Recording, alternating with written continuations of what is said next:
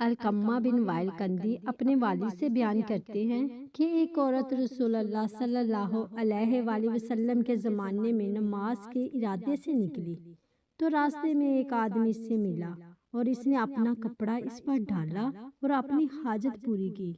وہ چیخنے لگی تو وہ چلا گیا۔ ایک آدمی اس کے پاس سے گزرا تو اس نے کہا، اس شخص نے میرے ساتھ بدکاری کی ہے۔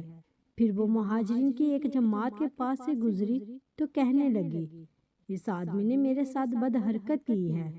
لوگ اس کے پیچھے دوڑے اور اس آدمی کو پکڑ لیا جس کے بارے میں عورت کا گمان تھا کہ اس نے عورت سے زنا کیا ہے۔ وہ عورت کے پاس آئے تو عورت کہنے لگی، ہاں یہی وہ مرد ہے۔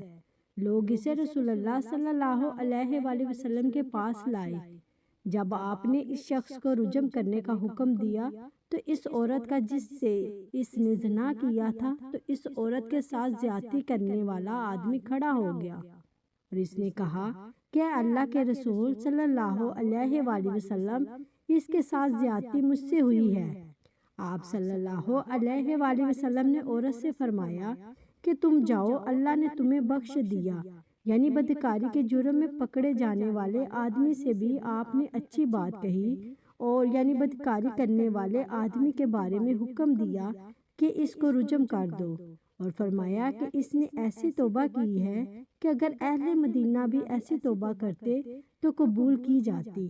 السلسلہ حدیث نمبر 1364۔